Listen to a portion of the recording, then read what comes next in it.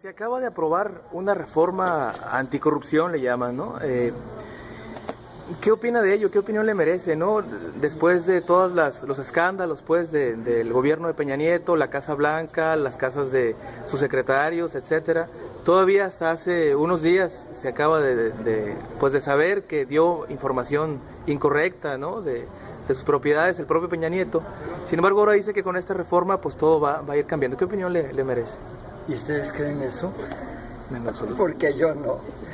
Yo no creo eso. Imagínate si pone en la Secretaría de la Función Pública, Autoridad Superior sí, de la Federación. A Virgilito Andrade. A Virgilio. ¿Tú crees que va a haber algo así? Yo creo que no. Eso mismo que están haciendo lo hacen los corruptos, ¿sí? No lo hacen gente con autoridad moral. Es lo mismo, para simular, para tapar.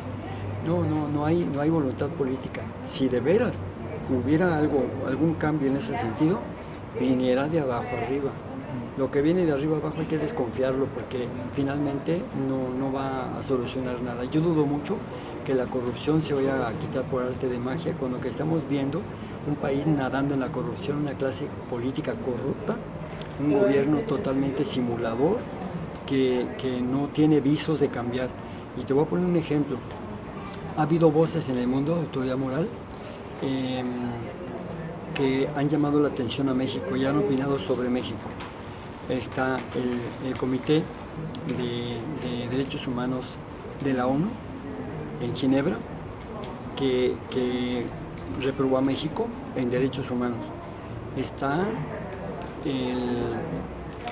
la voz del Papa, que también la rechazaron.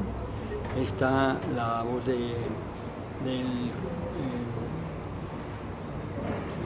del relator de la ONU para desapariciones forzadas, todo eso, que también lo rechazaron.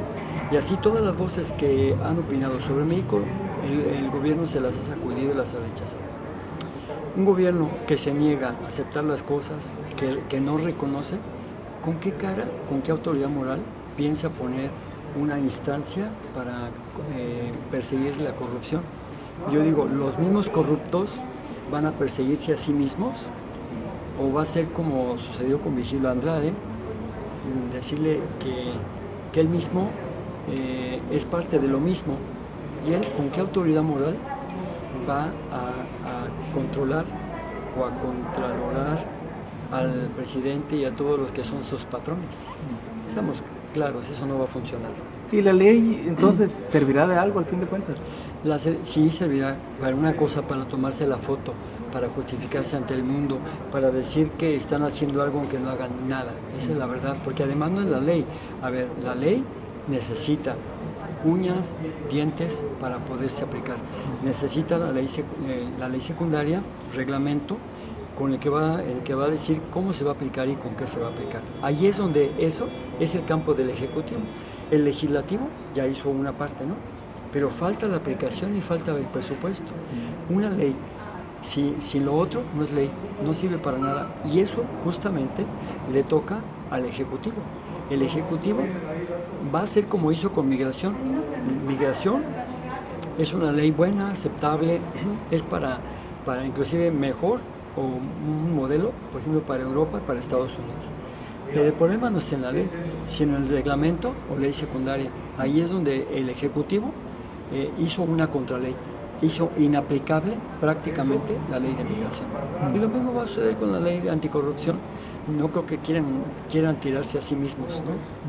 Padre, cambiando de tema y entrando a lo electoral, que es pues, lo que viene y definitivamente tenemos que tocarlo. Usted dijo hoy en días recientes que aquí en Sonora lo mismo es votar por uno o por otro, pero también dijo que no votar o anular el voto pues tampoco era una opción buena porque favorece al mismo sistema. Claro, entonces, claro. ¿Cuál sería la opción, padre? ¿O la democracia electoral es una vía de la que se puede esperar algo bueno para la sociedad? La democracia electoral es lo único que nos dejan como para ejercer un derecho ciudadano. Si uno no va a votar o anula su voto, es dar un cheque en blanco al PRI gobierno, al mismo sistema. Si uno trata de votar por algún otro partido, Pues no sé si hay realmente oposición, si hay, la gente tiene opción por votar por la oposición. Si hay algún candidato independiente, pues tendrá que votar por algún candidato independiente. Pero lo que sí es muy claro es que qué tristeza que uno tenga que ejercer ese derecho sin opción, porque no hay opción realmente para elegir entre uno mejor y otro peor, o uno mejor y uno bueno y otro peor. No hay. Desgraciadamente todos están confabulados para lo mismo. Son ese conjunto de partidos los que están entregando a México, los culpables de las reformas estructurales, los que son cómplices de mantener a México en la pobreza, entregando el país poco a poco, vendiéndolo a los intereses extranacionales, sobre todo norteamericanos. También dijo en estos días que lo recién sucedido en Tanguato, pues es otra ejecución extrajudicial. Sí. Y esto con lo que le acabo de preguntar, bueno, entonces, ¿cuál es la vía para la sociedad mexicana? ¿Qué tendríamos que hacer? Si también dijo que todavía no hemos tocado fondo, que le falta aún a la sociedad mexicana. Mira, cuando estamos viendo una masacre tras otra, una ejecución extrajudicial tras otra, violencia por todos lados, muertos por todos lados, le estamos contradiciendo al gobierno que se defendió del relator de la ONU al decir que los casos eran aislados. Qué casualidad que hay un caso aislado tras otro, tras otro, tras otro, uno aquí, otro acá, otro acá. No, no son casos aislados, es ya un modus operandi. Es una política no expresa, extralegal, fíjate, esa actitud que tienen. Por eso, sí, yo creo que vamos a tocar fondo el tiempo que la gente dure en reaccionar. Si la gente tarda más en perder el miedo, en reaccionar, hablar las cosas como son, organizarse, empezar desde abajo. Tenemos que refundar México, porque desde arriba está todo podrido, la verdad que sí. Yo digo, un día me reclamaba un político, me dijo, padre, ¿por qué generaliza? Le dije, mira, si hay políticos y políticas buenos, que se digan honestos, que se digan buenos, ¿por qué no han logrado hacer una autocrítica en su partido? ¿Por qué no han logrado cambiar las cosas? ¿Por qué siguen todavía haciendo esa connivencia con los corruptos, con los poderes corruptos? ¿Por qué no hacen una diferencia? Porque no han logrado tener una gestión autónoma. ¿Por qué no? Y se quedan callados. Porque aunque sean honestos, dicen ellos son honestos y no son iguales, y sí creo que hay gente diferente, pero finalmente acaban haciendo lo mismo, por miedo o por conveniencia. Padre, la situación de la niñez migrante, hasta hace no mucho, bueno, el año pasado me parece hubo un incremento muy fuerte, ¿no? de niñez migrante de Centroamérica, sobre todo algunos dijeron que por pues una mentira que por ahí esparcieron, ¿no? de que los niños que llegaran a Estados Unidos les iban a dar la ciudadanía. Subió drásticamente la migración de la niñez. ¿Todavía está en esa situación? Todavía iba a seguir, por supuesto que va a seguir, porque estos niños son otro síntoma de la descomposición global, de la descomposición regional, Centroamérica, México, Estados Unidos y Canadá, de la deshumanización que tenemos. Estos niños son el futuro en movimiento, ¿sí? Pero también son la prueba evidente de nuestro descuido, de nuestra deshumanización y de nuestra injusticia. ¿Cómo es posible que hayamos permitido como sociedad, como humanidad, que estos niños anden en esas condiciones que nunca debieran haber tenido? No era para ellos este tipo de vida, la incertidumbre, el riesgo, la vulnerabilidad para que los hagan sicarios o los recluten de la forma que sea, o los exploten, o los exploten también a través de la comercialización de sus órganos. O sea, esos niños son la evidencia de nuestra decadencia. Terrible. Padre, sobre la beatificación de Monseñor Romero, hay quien dice, bueno, que de alguna manera el mismo Vaticano tiene responsabilidad por omisión en el asesinato de Monseñor Romero, porque unos meses o semanas antes fue al Vaticano, supieron allá la situación, sin embargo no hicieron gran cosa. ¿Qué opina de eso? Que tienen toda la razón, que la iglesia no es un monolito, que hay generaciones, que en ese momento el Papa Juan Pablo II Sí, sí, creo que sea santo, por supuesto que sí, pero también los santos son imperfectos y cometen errores. Y un error muy triste de él fue no haber apoyado a Óscar Alonso Romero, al obispo Romero. Fue un error, porque efectivamente él acaba de venir de Roma, en Roma no le creyeron, no lo apoyaron y llegó acá solamente para ser asesinado, ¿sí? Porque efectivamente él llegó de Roma poquito tiempo antes de que lo asesinaran. Entonces, la Iglesia hoy, a través del Papa Francisco, reconoce la santidad del obispo Romero y también reconoce que fue un mártir y que pudimos haber hecho algo más por él y no lo hicimos. Sí lo reconoce y es santo. Y hay quien dice que es un contrasentido que el mismo Vaticano, que lo dejó solo, digamos, ahora lo beatifique. No es un contrasentido porque son personas diferentes. Juan Pablo II fue un rey. Juan Pablo II fue un monarca, ¿sí? Que además anduvo por todo el mundo en una marcha triunfal, ¿sí? Llevó cosas buenas, pero también fue un monarca, hay que decirlo.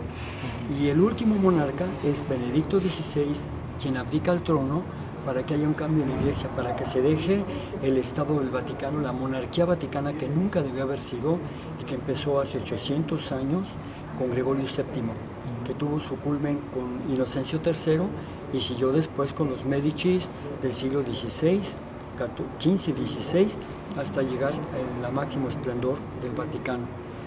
El Papa Francisco está tomando un camino diferente, está devolviendo a la Iglesia al camino del Evangelio, al camino de con la gente, de la cercanía con la gente, ser pastores, no funcionarios públicos, ser pastores que estén cerca de la gente y que huelan a oveja, como dice Francisco, al servicio de la gente, no la gente al servicio de una aristocracia eclesiástica. ¿El Papa Francisco será el reformador que algunos esperaban desde hace mucho? No, él no va a ser reformador, él está solamente rectificando el camino. Paró la máquina del Poder Vaticano, lo paró, lo frenó y ahora va a empezar a devolver a la Iglesia, a empezar, porque lo que se construyó en 800 años no lo va a poder él rectificar. Él es un hombre mayor, ya es un viejo, no hay que olvidarlo.